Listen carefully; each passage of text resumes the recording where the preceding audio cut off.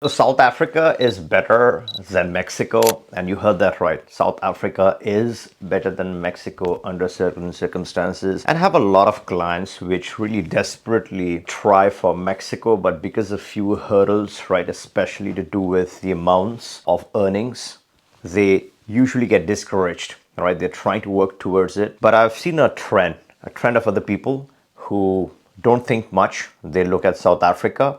It offers a straightforward, convenient way, right? You don't have to show any passive. You don't have to show any active income. All you're doing is setting aside a tiny budget of $6,800. The reason why I'm mentioning this particularly is because you don't have to pay this right now. Let's say you are looking at paying this down the road once you get the approval. So you can start collecting or putting aside these funds, right? And once you have these funds, by that time you get approved, you give this as a one-time donation to the South African government, and at least you have a permanent residency. It's not a passport, but it is a permanent residency. And this solves everyone's problems. And the biggest problem that most people have is that they don't have the time to go and sit in any country. They're doing their thing in their own place, right? Either it's Dubai, it's US, it's Canada, it's Australia, whichever country you're sitting in, that's fine, right? You have your life to deal with, you have your job, you don't really have the time to go and spend any physical time in any different country. South Africa solves that problem. It's a permanent residency with two major advantages. One is that it doesn't ask you to physically be in the country, so no physical presence requirements to maintain this VIP donation PR, right? This PR is VIP, it's through donation. So no physical presence. The second major advantage of this PR is that there's no date. So you aren't going to see immigration again. So what else do you want? It satisfies both issues. No physical presence, no end date. So two things are solved there and then. And you keep this PR in your portfolio. A vital opportunity. Is one of the most beautiful looking countries in the world. Similar to Mexico, if you pick the right pockets within South Africa, it's a very safe country that way, right? So if you look at the overall stats, if you do the crime stats, it's just like in Guatemala. Overall, people give Guatemala a bad rep, and the Department of State and other websites give all sorts of crazy warnings. I'm not saying that those warnings are false, but overall, if you look at the numbers, you're not dealing with the overall numbers, right? So I came back from Guatemala, I was in Antigua, I was in a bunch of other places, I was even in Guatemala City. And as long as you're using common sense in the city, I was fine. Antigua was one of the safest places that I have seen across Latin America. So if I'm setting up a plan B and looking at Antigua, then Guatemala is one of the safest plan Bs. But if I'm trying to screw around with the numbers, trying to take unnecessary risk, then Guatemala wouldn't make sense, right? Same thing is applicable in South Africa. You pick your right pockets, and we have attorneys across different parts of South Africa, so they can guide you with the places that you should be at. So once you have the permit, you can pick and choose your pockets. Let's say you're traveling or not traveling, that's completely up to you, but you can be very safe in South Africa.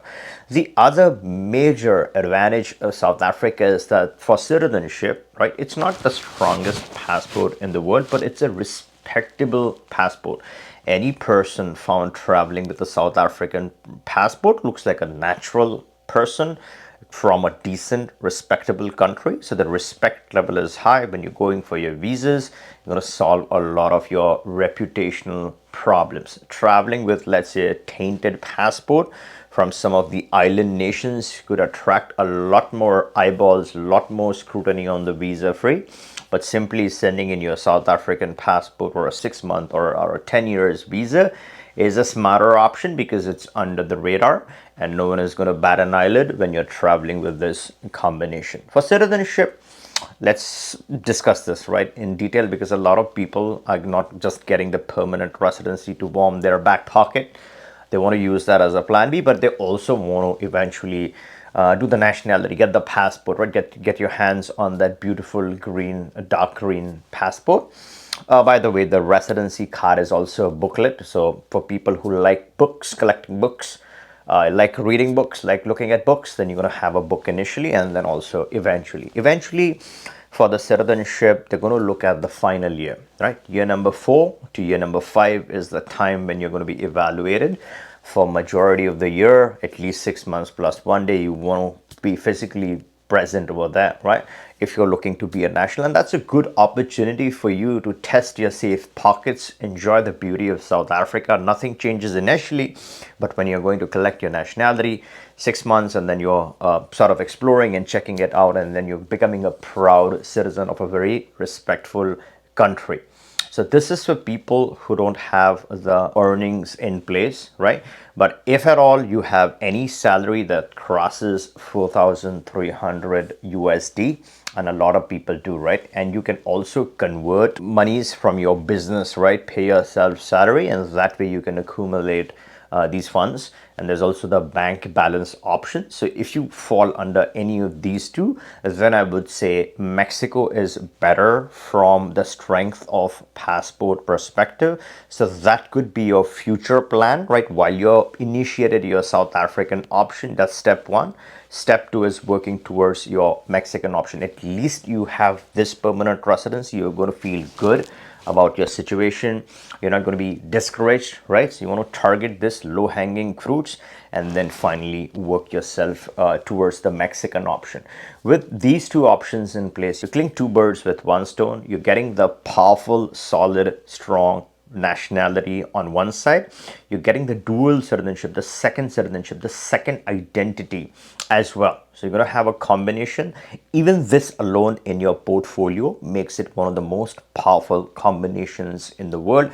Then of course, as in a third layer, you're going to have your original citizenship from your home country to add to this. If your country does not allow dual citizenship, then forget about it, throw it, trash it.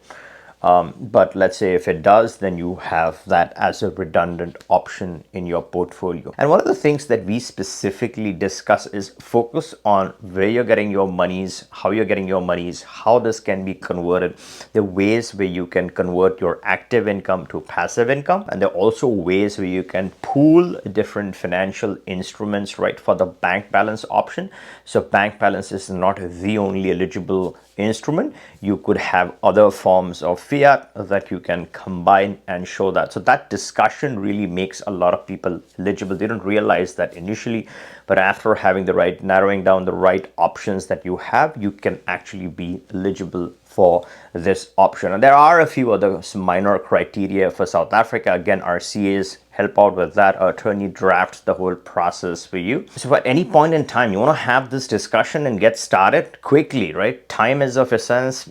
Options are getting more and more expensive. A lot of programs are shutting down. And before these countries start following what Europe is doing with their golden visas, all shutting down, all the good lucrative options are being closed.